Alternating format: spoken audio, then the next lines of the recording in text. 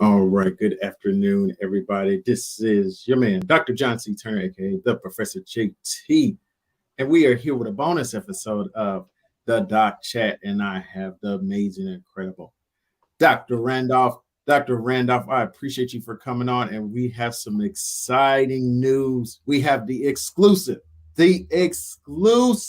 show that shows off your book here, which I have. Oh, Yeah, I'm telling you, you're gonna need to sign this one. There, I'm telling you, you're gonna need to sign it. Welcome to we the will. Doc.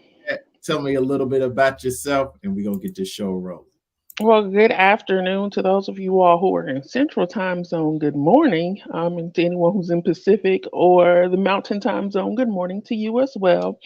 As Dr. Turner mentioned, I am Dr. Condecia Randolph, and I have the distinct pleasure and honor of being an author of that wonderful manuscript he just showed you, which kind of still blows my mind. So I don't really want to get too far into some massive introduction. As we talk, I'll reveal some more about myself, so let's get this going.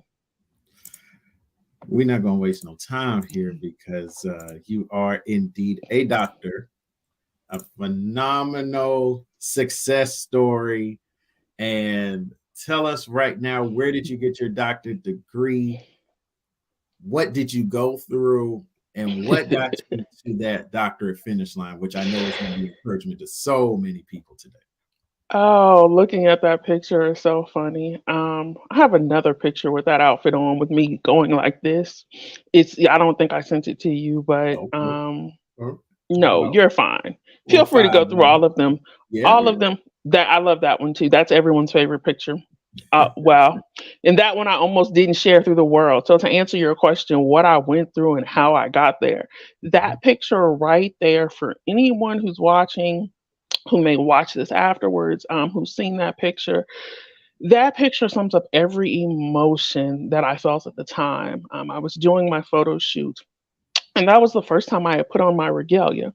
And so the photos you're looking at now, the ones with the trees in the background, are at Regent University in Virginia Beach, which is where I attained my doctorate in strategic leadership. It's a 4-year program that is application based as well as research based.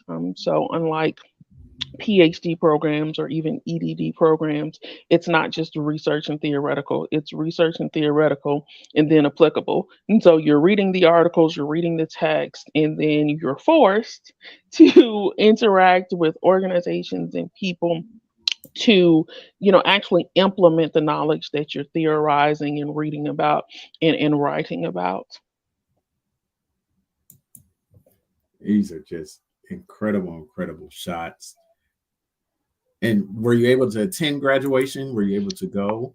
I did. So these shots were taken. Commissioning was that Friday. Commencement was on Saturday. And I'm happy to explain the difference to those of you who are wondering. Commissioning is school specific, and Mhm. a lot of coming from an undergrad, I went to a huge university. And so we did not have a commissioning ceremony with your individual school. I graduated from the School of Arts and Sciences with undergrad from the University of Missouri in Columbia. Shout out to Mizzou. Um, at Regent, they do things differently, and I know at Howard they also practice have the same practice where the individual school has a commissioning before the full university commencement. And so at your commissioning, it's actually where your name is called. You walk across the stage. You're hooded by your dean as well as your doctoral program chair. So this picture here was taken Thursday, the day before I was hooded, and Okay. the picture with the cream that's at the beach, because again it is Virginia Beach. That picture there was actually taken Friday morning before commissioning. Commissioning was later in the day. My brother-in-law took the photos. If I want to say it's, you know what, I don't remember, but you can look him up, David Driscoll online, um, photography. So he did the photo shoots, both photo shoots, Nice. in both locations. So those pictures were taken the day before and the day of Okay. graduation. I Okay. most certainly attended the ceremonies along with 5 of my siblings, my brother-in-law, my baby sister's fiance, my baby brother's wife, my oldest nephew attended.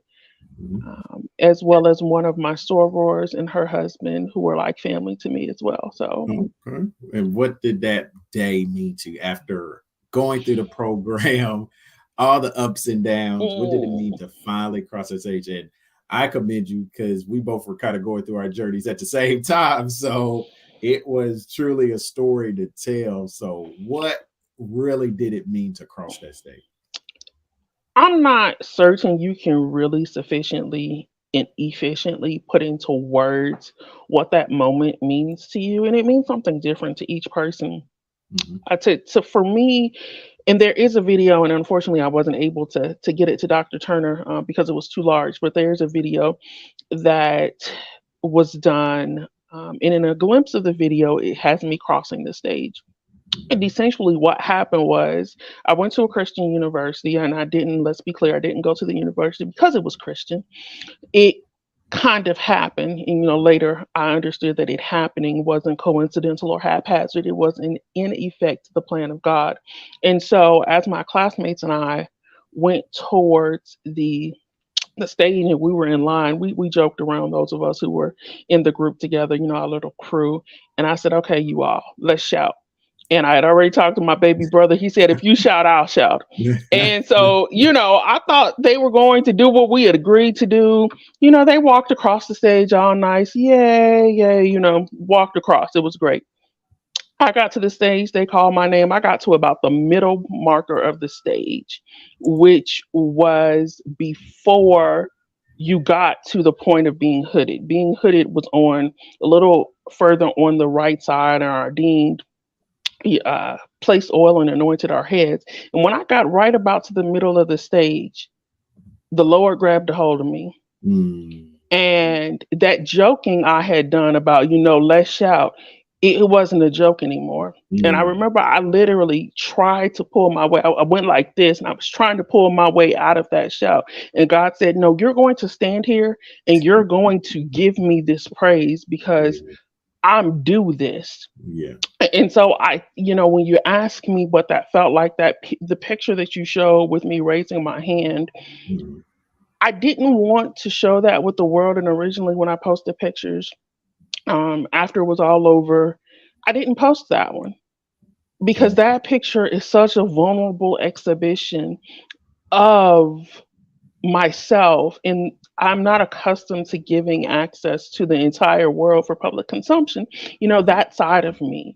But I finally did decide to post it because it's the only picture that truly captures what that feeling was like.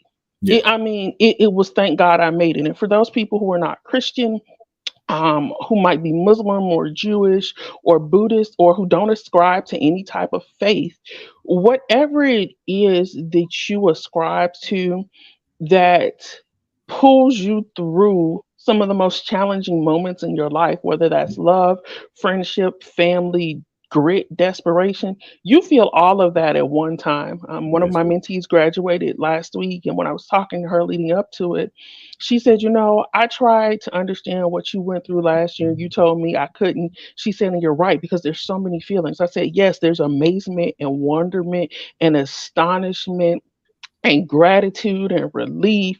And you feel all of those. It's an amalgamation of all of those feelings wrapped into one. And That's so right. really, unless you felt it, you don't know what it feels like. It's true. It's true. I mean, God is awesome, and we're proud of you, proud of the work you've been doing. And we are, of course, on the Doc Chat. The amazing Dr. Randolph is here, and she's going to talk about her book in a little bit. If you are checking us out, if you are a doctor, graduated with your doctorate degree, go ahead and hit us up in the comments. If you're working on your doctorate degree, go ahead and let us know. Even if you're checking us out, welcome to lunchtime. Go ahead and holler at us. We would love to get those comments. Now, we're going to go ahead and dive into this book. Like I said, just released this week. I have my copy here, The Black Church Leadership, Disposition, and Challenges. Now, before we go into what this meant to you, why write this book? Where did it birth from? Where did God give you the inspiration? Because I've just been skimming it because I got it this week, just going over some things. But this is a phenomenal write. This is an Oh. incredible book. It is incredibly written. It's incredibly put together. I'm telling everybody right now, go Barnes and Noble, go to Amazon.com, get this book. What was the inspiration to write this book, and why right now? Why in this time is this book needed?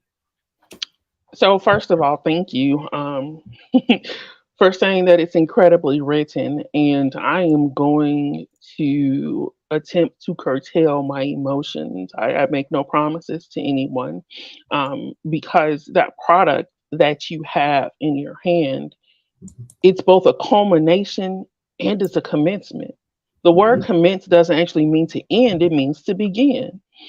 And even though that was my culminating project, my final project, the final requirement that I had to walk across that stage to take those photos, I also understand that it is the beginning of something new in my life. Mhm. And it is the beginning of elevation to another level, one that I've never experienced before, one that I can't even see yet. All I can do is have faith that it exists. In terms of what led me to that subject matter, that's actually a very common question.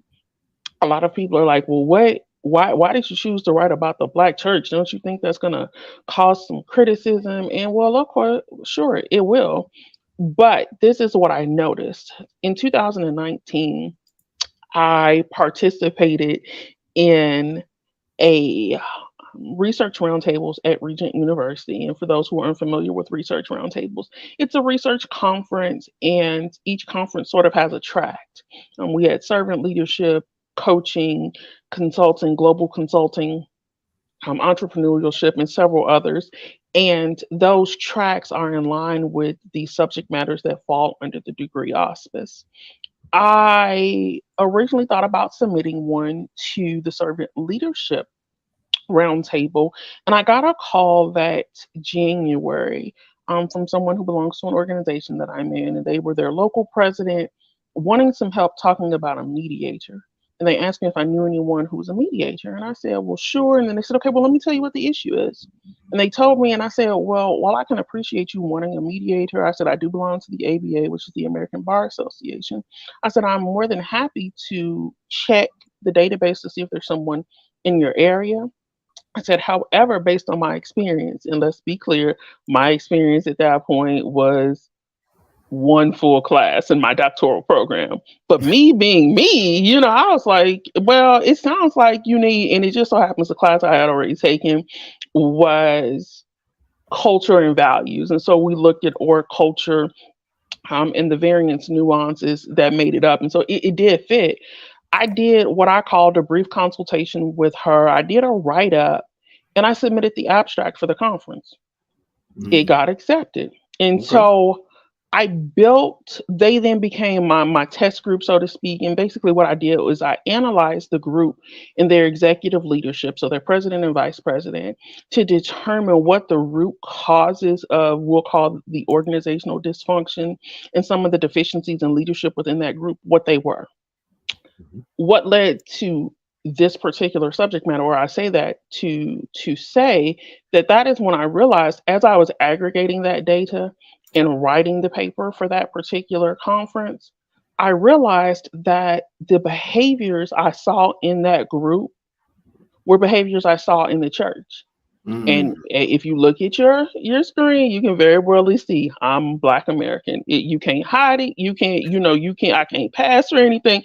I'm Black. My Mm. experience, most of my life, has been with the Black church. That's not to say I don't have other experiences. And as I put in the book, I actually went to Catholic school for my entire elementary school education. At one point, I was, a member of a Catholic church, and so I have a larger worldview than just the Black church, but the majority of my life has been encompassed in that.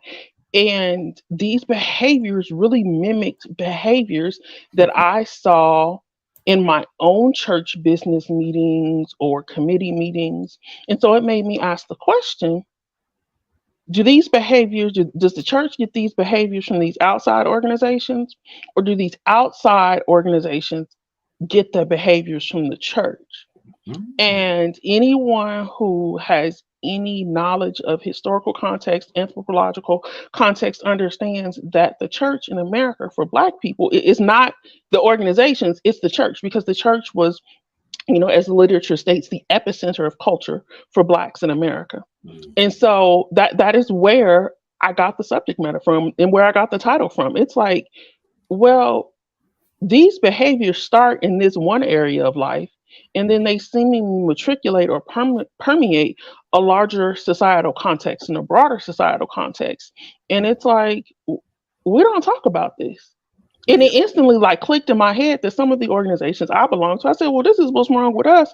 We have a lot of people who are affiliated with the church, who have leadership roles in the Black church. And keep in mind, the term Black church is not a specific denomination.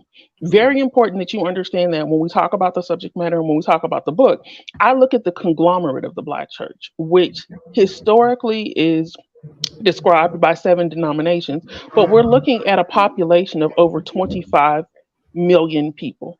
Right. And so we're looking at all of those people who have who influence leadership and have a high influence factor or impact, and then how that affects other organizations. So we're looking at Black fraternities and sororities, organizations like the civic organizations like the NAACP, the National Council of Negro Women, the Southern Christian Leadership Conference, 100 Black men,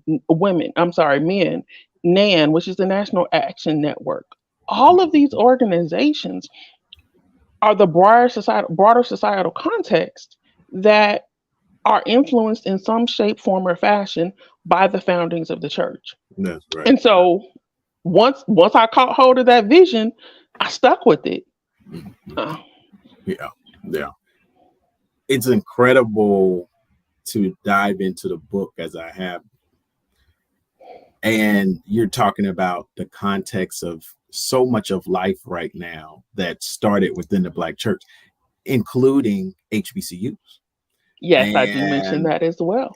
and it was incredible to start to read a bit of that because a lot of times we forget about those things.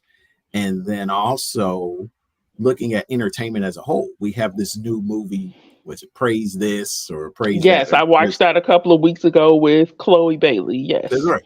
That's right. And what we are realizing is this isn't nothing new, or like Word of God said, there's nothing new under the sun, all these different types of things like that. So when you're breaking down what we're seeing right now a little bit more in depth, this book is really looking at telling the history that too many times we act like we don't want to tell because we're almost trying to take God out of what life is, or the separation of church and state, when we have to realize there probably wouldn't be no state without the church. Well, as a person who there's a lot to unpack in what you just said. The first thing, so let me make sure where I am clear about this before I talk about separation of church and state.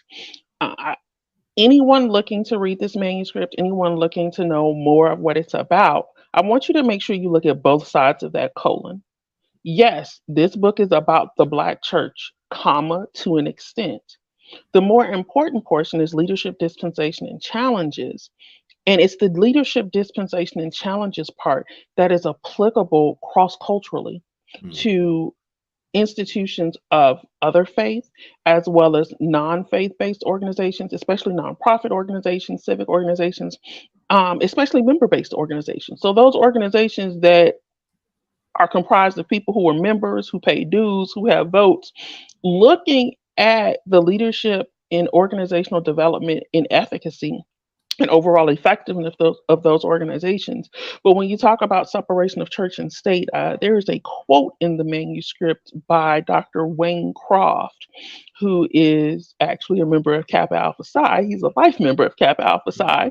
Oh, And the first subject matter person who I interviewed, and he highlights that point. As I put it in the book, if I remember correctly, God is ubiquitous. mm, He goes back to looking at the composition of who God is or was before enslaved Africans were brought to America against their will. And as he puts it, God was in the air, in the water, in the land. And so this idea of separation of church and state did not exist for Africans. mm, More on, he goes to espouse that it's just different in the Black culture because there is no just Sunday living. Like you don't just go to church on Sunday, That's right. especially if you grew up in the church. You know, those people who are PKs or maybe who are deacons' kids. You had Sunday. You might have had an afternoon service. I used to tell people, don't even try to call me before 4. My dad is a minister. We were Baptist, and so we had Sunday school, 11 o'clock service. We might have had a 3 o'clock service somewhere. Then you have Bible study. You have choir rehearsal. You have various other ministerial organizations that meet throughout the week. I think there's like women's circles and young people this and older people that, right? And so when you look at the Black American culture, as Dr. Croft points out, we didn't separate church and life. Church was life, God was Mm, life. mm, And so you're absolutely correct, Dr. Turner. I do, and I'll tell you why I do that in a moment. I do not make a distinction, or I do delve into the fact that from the beginning, there was a cotanglement, or popular culture says there was a situation going on with the church and the people. yeah. And when you look at the US and how the US was formed, so I'm going to flip my hat from Dr. Randolph, and I'm going to be that person who has an undergrad degree in political science and a master's degree in law. Part of how our government was structured was for religious freedoms That's correct. because people wanted the opportunity to serve God in a way that was best beneficial to them. That's why the First Amendment says that the government shall make no law that restricts the expression of freedom and worship of God. And so for Black people, because of how we were brought to America, let's be very clear. I'm not one of those people who shies away from talking about slavery. In the book, enslavement is talked about, being a slave is talked about, because you can't talk about America Mm, without talking about what really happened, how the Industrial Revolution happened. We were put on boats in West Africa. The sad part of that is that some of the reason we were put on boats is because our own people sold us for weapons, right? That's mhm, the story of the transatlantic slave trade. But then when we got here after the Civil War in 1865, and when you look at us beginning to come into our own after being released from the shackles, we absolutely drew our educational systems from the church. When you look at schools, that a lot of schools were founded. AME was the first, the African, Methodist Episcopal Church was the first Black church founded in the U.S. There are several universities that grew out of them. One university that grew out of the church that is making headwaves right now, Morris Brown. mm, Shout mm. out Yeah. to That's to right. the to the president of their institution, who's also a D9 brother. He's a member of Omega Psi Phi. That grew out of the Black American church, but it wasn't just educational institutions. Our Mhm. first banks, our first insurance companies, all derived from that church background, so to speak. That's And right. and so just looking at the historical aspect of it, well, yeah, it makes sense that what people do in leadership roles over here affect what happens over here. Mhm, mm. And it had to be talked about, at least by me. I got to choose what I wrote about. I got to choose what I researched. And so I said, okay, you know what? It's time out for looking at the church as some infallible institution that is incapable of making mistakes Mm, and that does everything perfectly. We have to talk about the things that we don't do so perfectly or that we just do wrong, right? Because they affect other areas of society, both for Blacks in America as mhm, well as the broader American societal context, but even in a global sense. mm, One thing some people don't realize, and I talk about this in the manuscript as well, is the influence and the impact factor that the Black church has globally. When Blacks in other countries were looking to create revolutions for their own freedom, and when countries were looking that were colonialized by the French and the British and the Dutch were looking to rise up and gain their freedoms back in the 20th century, They looked at the civil rights movement, which was fueled by the Black church, as a mantra to gain their own independence. Wow, that's powerful. That's it. That's it. You know, it's incredible. And man, Dr. Randolph, she's on fire right now. I'm absolutely loving this because I'm a historian at heart as well. I love history. I love seeing where we came from to see where we are right now. If you're in the checking us out, leave us a comment. Let us know you're checking us out. I grew up myself. I'm a PAW kid, Pentecostal Assemblies of the World. To the world. Bishop G.T. Haywood, Christ Temple Apostolic Church, Indianapolis, Indiana, considered the mother church of Pentecost, which was birthed out of the Azusa Street ministry, came out of California. And just recently, we had another revival of God. I believe that was in Kentucky at the college that was there. We're looking at a time where it is incredible to see how God is still moving in this day and age. And as we look at the Black church, how can I make sure I put this in good context? Because, this is a family program. Sometimes Black church ain't doing everything they need to do. They not doing everything they supposed to do.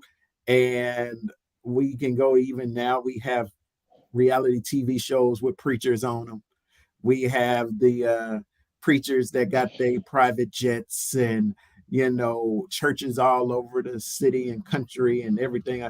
You talk about mega churches in this book and you dive into that, where the ministry has, yes, it's gone global, but is it being effective enough where one man, one woman, a lot of people don't realize, there is 50 top churches in the nation that they know their network. They know what they do. And then it's kind of the sprinkle of all these other churches. So has the church gotten too big is my question. And as you talk about mega churches, what in this book, in this manuscript, do you feel individuals should know as we're seeing the continuous change of what the Black American church is? That's a great question. That's a loaded question. I'm coming with them. I'm coming with them. I'm telling you. But I love that question. So let's talk about mega churches are in the chapter on organizational structure. I do believe. And one of the reasons I chose to give a section of that chapter, a subsection of that chapter, to mega churches was because they actually have a classification. There's a definition, according to Christian organizational structure, there is a definition to what a mega church is. They have to have a certain number of attendees regularly each week. And on a personal note, I never thought that mega churches would be for me. I grew up in a church where, even when I went to Catholic church, I served as, I think, like an altar girl or something. But, the pastor of the church was Michael Flager, knew my name. At the church I grew up as a child, the pastor of the church knew my name. The church that I go to now, the pastor of the church knew my name, knows my name. I actually sat and talked to him last week for about an hour, just to catch up with him. And so for me, mega church didn't really seem to fit because church was personal and it was relational. And I just didn't understand how 5,000 people in one building really gave me what I needed. Now, nonetheless, we're going to put a period on that. Nevertheless, as a person who regularly engages with the Potter's House and who listens to TD Jakes, who's quite fond of TD Jakes, there is something about the Potter's House that still gives me, even watching at home, you can still feel the Spirit of the Lord. You still get a grounded message.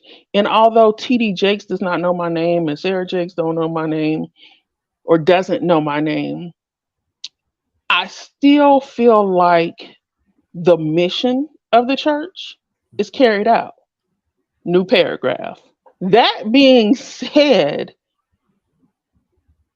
one of the reasons that megachurches has that little subsection again in that book is because they have such a huge influence factor and impact factor, not just on the Black community, but on America and on the global scale. That's right. If I remember the statistics correctly, according to the research, on any given Sunday morning, like TD Jakes has a 10 million person influence factor. Yeah.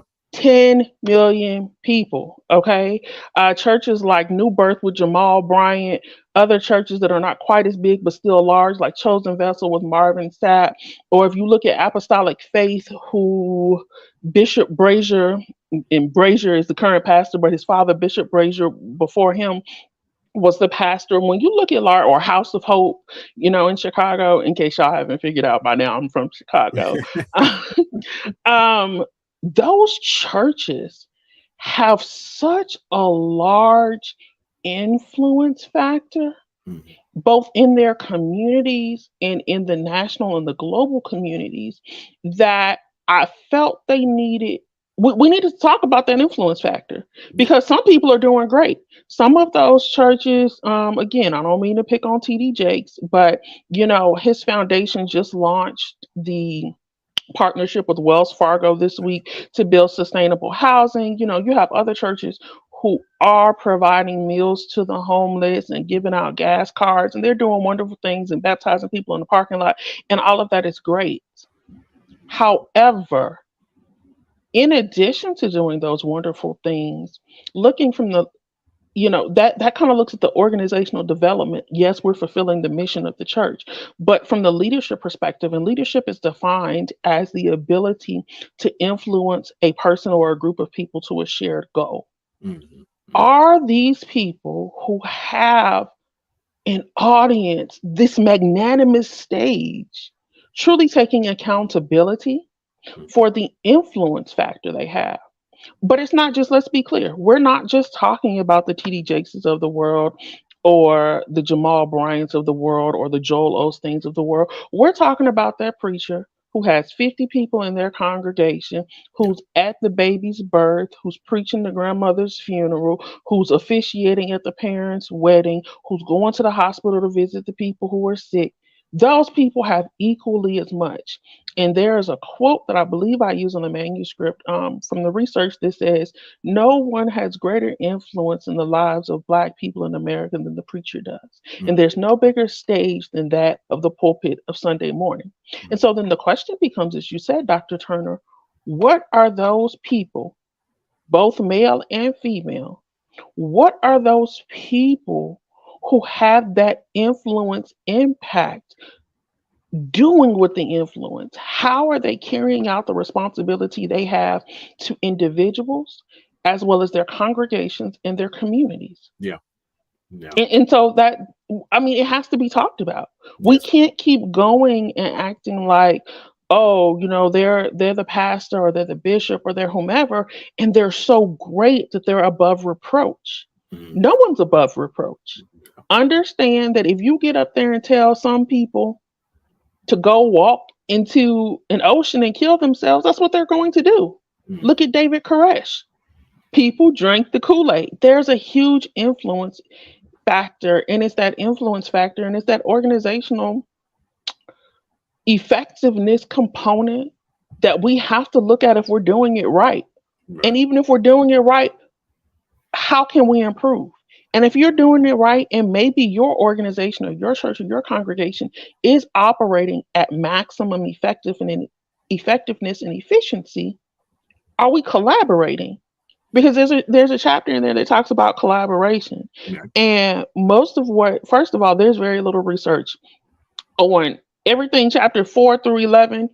Read the book because you don't find a lot of research outside of the book. We don't look at the church as an organization or as a leadership system. We look at the church as a church. It's a religious experience. It's a feel-good experience. It's a family experience.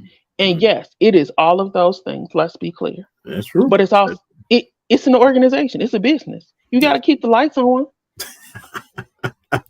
Like, you have to have a plan to save souls. And in one of my interviewees says in there, Dr. Croft says, whether you look at it as a business, of saving souls or an actual business, it's still a business. That's right. So That's right. what's the mission? What's the vision? What are your values as an organization? Yes, ultimately, the mission of the church is to save souls, to build the kingdom of God on earth. Okay, that's great. But what is the mission in the community where you are? Mm, Because West Los Angeles Church of God in Christ in LA is going to have a different mission than a church that sits in the middle of Kansas. yeah, yeah. It's an incredible thing. We got a question we'll get to kind of on this topic. We're here with Dr. Kanisha Randolph. I mean, this book is just incredible. I'm so glad she gave me exclusive here on the Doc Chat bonus to be able to go over it. Hey, if you went to a certain type of church, go ahead and put that in the comments. How did you grow up? What type of church are you in now? What are you seeing? So we appreciate Dr. Michelle Rencher, who was on the Doc Chat last night. We appreciate her. She has a great question here.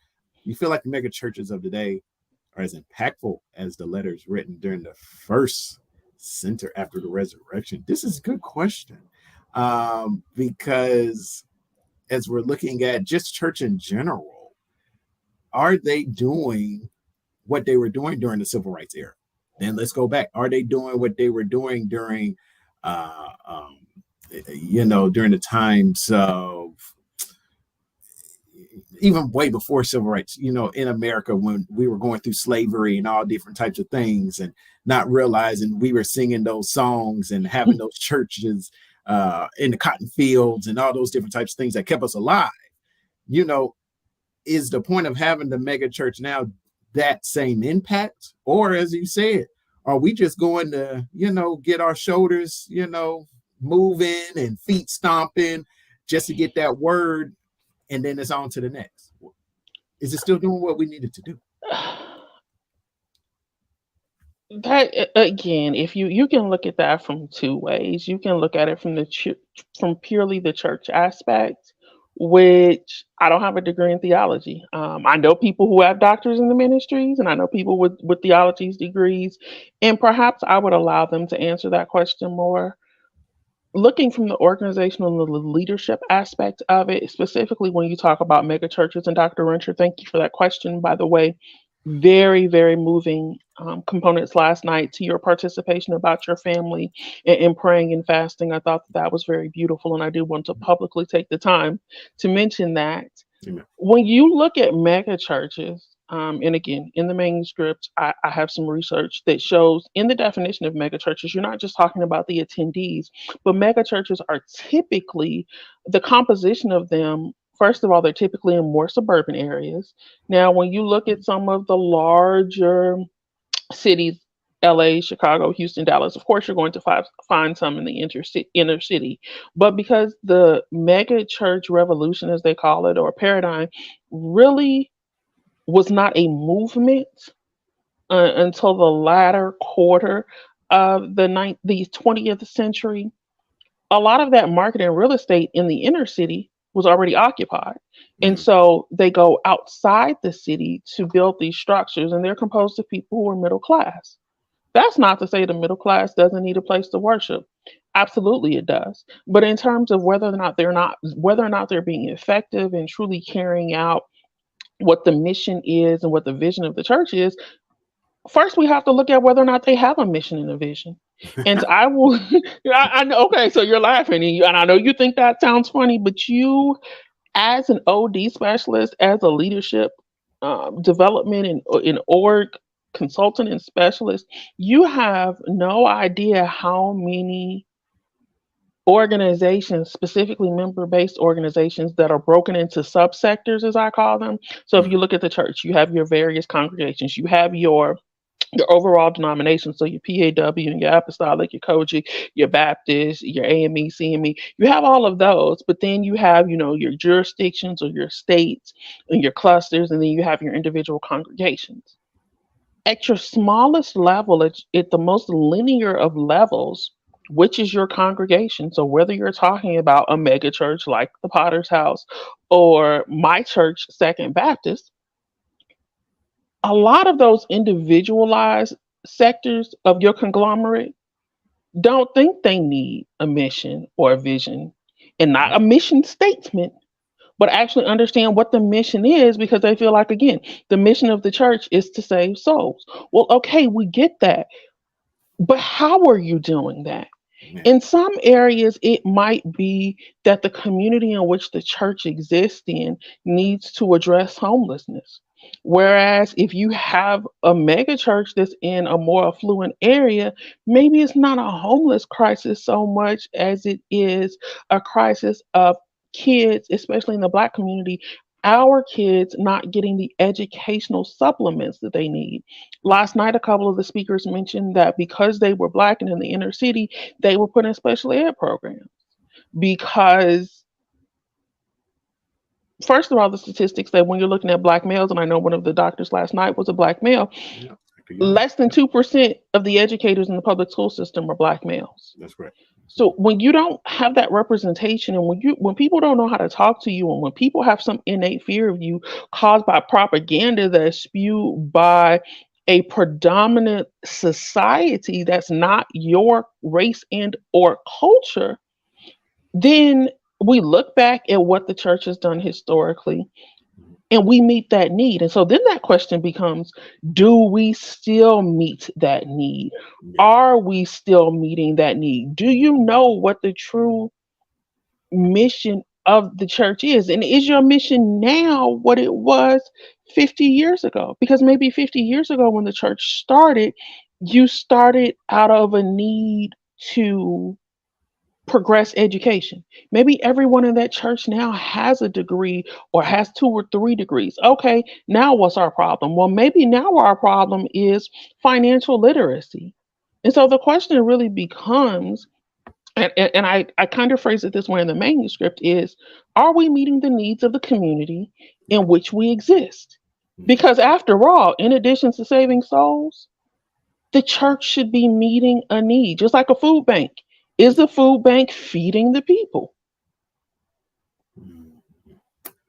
I think about in the scriptures where the apostles came to Jesus and they said, why couldn't we cast these out? And Jesus said, well, these are going to be cast out by, prayer and fasting. And so as you talk about churches going to the next level, has that been lost? We look at non-denominational churches now, who, as you talk about, there's not too much of the foundational pieces there. Their missions aren't there. The visions aren't there. You have these non-denominational churches popping up because they kind of want to get from under the denominations and their rules and their fees and all those different types of things. So are we making sure that, as you're seeing leadership wise, and you did phenomenal breakdowns of asking leaders what the problem is, which is, like you said, that research is not there. It's not there.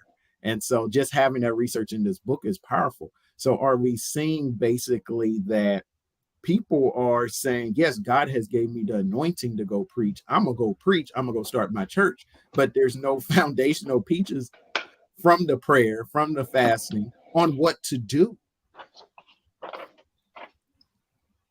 Excuse me for not looking at the screen. I'm actually taking notes because we're hitting multiple things here that I don't want to forget. That's what we do. That's what we do. And that's all right. That's all right.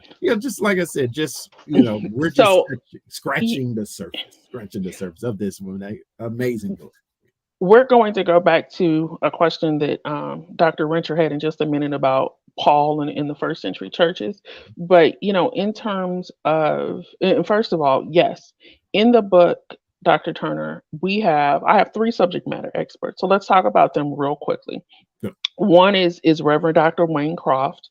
He is a pastor in Westchester, Pennsylvania, I believe. He also has a doctorate of ministry and he has a PhD. Leading back to the beginning of this conversation of, my doctoral journey and what was that like, I came in contact with Dr. Croft in June of 2021. I had just met rather with my doctoral chair and had a conversation with her about a document I had presented, which was basically an outline of my project. It looked at the questions I was going to use in my interview, as well as kind of like the purpose of it and some other things. After meeting with her, I was so dejected and my feelings were hurt. Very, very hurt, right? And I'm okay with telling people this now. And I am connected with her on social media. So, I might have to have a conversation later, but my feelings were hurt. Like, Okay. she told me, first of all, she says to me, "We're scrapping your title." I'm like, what you mean you're scrapping my title? Like, I like this title.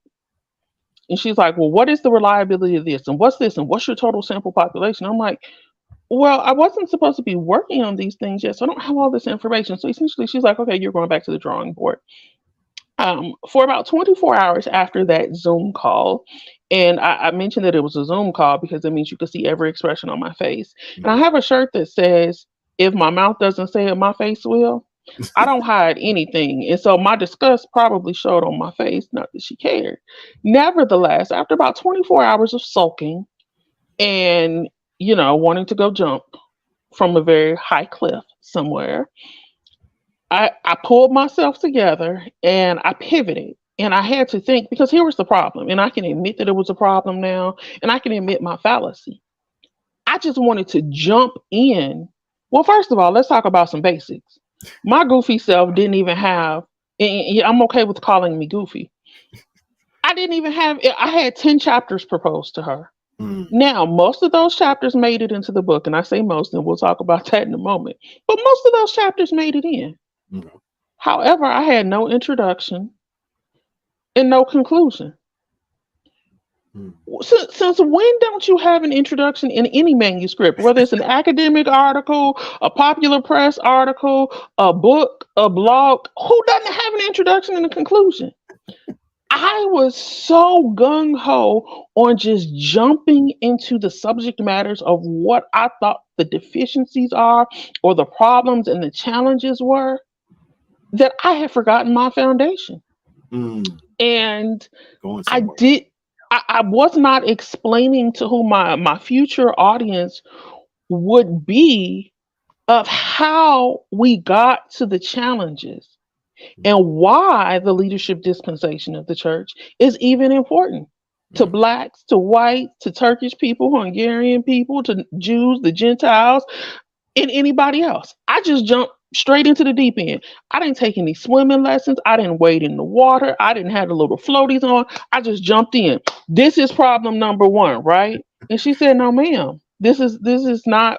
And so again, after about 24 hours, I pivoted and I said, "Okay, how do I get this woman, this doctor, this person who's going to ultimately decide if I graduate, how do I get her on board with what I'm saying?" And so I had to think of it from a different perspective. And I kind of had to set aside my leadership and org development hat for just a moment. And I had to look into other areas of who I was. I wasn't just a doctoral student in leadership, in strategic leadership. I was a Black woman in America who was also a member of the Black church. And so then something said, boom, that's it. You have to approach this from a cultural perspective. You have to introduce this manuscript to people, explaining to them the importance of the Black church in Black American culture before you can talk about the problems that exist therein. And so I immediately go to Amazon and do what I do best, research. I found several books in the historical and the ethnographic portion of the church, and I ordered them. Get them. All right, it's like next week. I'm ready. I can do this. I decided to read Dr. Croft's book, which I believe is entitled "I Don't Feel No Ways Tired," which any of you all know, those are the lyrics to a song. And I chose that book because A, it was the thinnest book. And A, it was called The Black Baptist Church. It's "I Don't Feel No Ways Tired, A History of the Black Baptist Church." And I'm Baptist. And so I said, okay, well, we're going to start with this book. And about 6 pages into the manuscript, the points that I was trying to make and what I was trying to get my chair to see, albeit unsubstantiated at the time, he was making those points. Yeah. And so, me being the ambitious person I am, I go on LinkedIn. I found him. He had an account. I send a message. Hi, this is who I am. This is what I'm doing. Do you mind talking to me? And in my arrogance, okay, because I believe in being transparent and I hope that my fallacies can help someone else. In my arrogance, my point to talking to him originally was he has the credentials I don't. So if I can get him to buy my argument, maybe she has to at least entertain my argument. First of all, anybody out there wanting to get a doctorate degree or on that path who hasn't gotten to That ain't your gonna work. dissertation final project, they don't have to listen to you. That's Yes, a right. nice thought. You keep it to yourself. Just yes, ma'am, no, ma'am. You know, that was a great, wonderful Condecia thought where if I can get somebody else to back me up, she didn't have to listen. Praise God, she did in the end after I changed my life. But in speaking to him, he brought things to my awareness I had not even thought of before in the church, like gender oppression. Mm. Um, and so that's where I got the first person from. I also had the opportunity to interview Bishop J. Drew Sheard, who is the presiding bishop of the Church of God in Christ. Wow. And for anyone who does not know him, who has never met him, this is not a plug. He is not paying me for this. The man is wonderful. Mm. He has such a kind spirit. For somebody who, as I call him in the book, is a major player in the Black church game, for him to, I did not know him, I had never spoken to him, I sent an email request. And my mom, my parents are actually Kojic. My mom was like, well, how did you get that? I said, I just asked, right? Like, I believe in asking. All someone can tell you is no. And he took time out of his schedule the same week that his assistant contacted me. Wow. And we did it via Zoom. It wasn't via the phone. He did Zoom. He took the time out at the beginning to learn or to ask how to pronounce my name correctly. Just an incredibly personable individual for someone who has that much of an influence factor. Mhm. I also had the opportunity to interview Dr. Lerone Martin, who is a professor of African American religion and politics. And he had actually just been featured on Henry Louis Gates in his book and on his document, The Black Church, This Is Our Story, This Is Our Yeah. Song. Phenomenal. And something that he said made me think about my subject matter. So what did I do again? I took to the internet, found some contact information. Hey, do you have time to talk to me? And he consented. And so just talking to those people again, I had to shift, I had to pivot. And so if I can impress upon anyone who's in their doctoral journal, who's heading towards that journey, who wants to apply, who's writing a thesis for a master's program, sometimes you have to shift. Mhm. Mhm. The main point I was trying to make did not change. And in fact, I carried that with me for 3 years. I was the only person at our second residency who actually knew what they wanted to do for their final project because I had done the previous research and everybody looked at me like, what, why do you know, like, how do you know that, right? And so what I wanted to research, what I wanted to write about, what I was passionate about did not change, but how I approached it had to change. That's right. And it had to change not just so I could graduate, but it had to change so that my future audience would take that journey with me.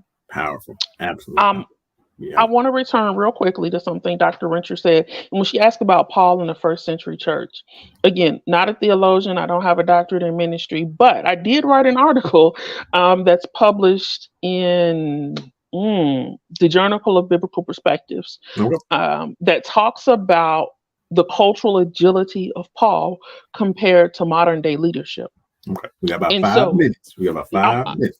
I'll give you 30 seconds on this one to answer her question.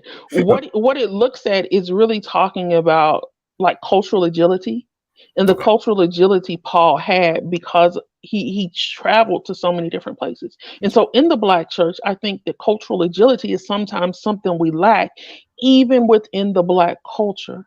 Because some of us are still stuck in like 1950 or 1920 or even 1980 when we're in 2023. And how you pastor today's people and today's youth and today's people being more educated than they were 50 years or 100 years ago, that really plays into things. That's true. That's true. Man, we could be on this conversation all day long because I'm telling you, the Black church honestly is Black in America and Black in the world. And I'm telling you, when you have Dr. Kenesha Randolph. She's here. She has brought and dropped a hammer on this amazing, amazing topic. I'm telling you, get this manuscript, get this book. I am proclaiming right now that I want to buy a few books for you to give out to people. I am saying that right here on the doc chat. So let me know how the best way I can do that so you can hand out this for free. I want this in the hands of some people that you feel like God is leading you to give this book to, because I'm telling you, there are some things in here that are going to be universally recognized from this book historically in the future. So I'm very proud of you. So we got about a few more minutes.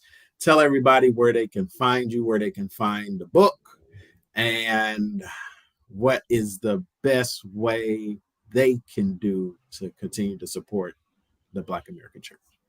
All right, where you can find me, there are multiple social media pages. I do have pages that are just dedicated to me as an author, which are promoting the book as well as upcoming book signings or what have you. On Facebook, that page is Dr. period space Condecia Randolph. On Instagram, it's all one word because they slur it together. So just Dr. Condecia Randolph. And on LinkedIn, the same thing, Dr. Space Condecia Randolph.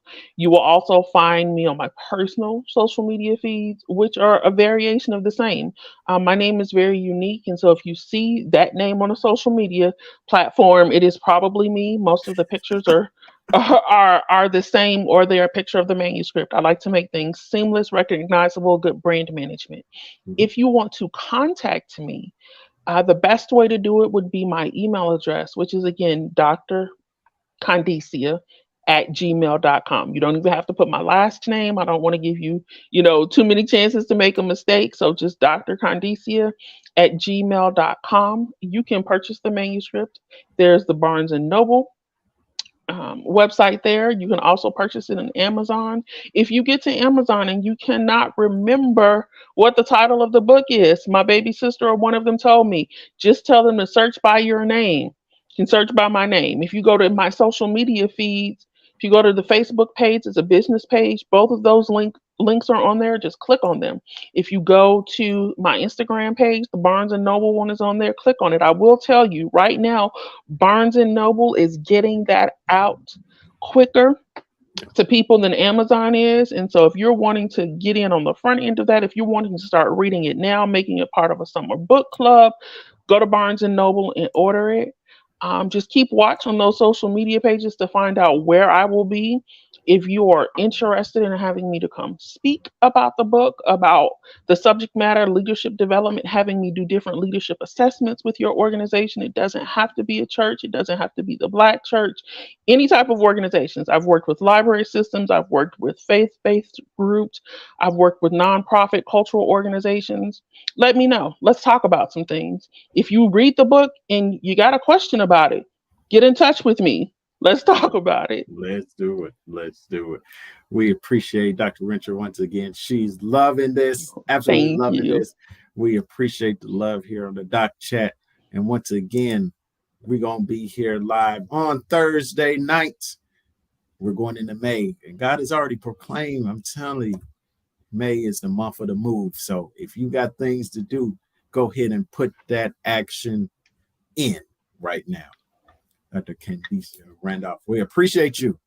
Much love to you, and great things are to come. Thank y'all so much, everybody, for checking in. Until next time, we say peace.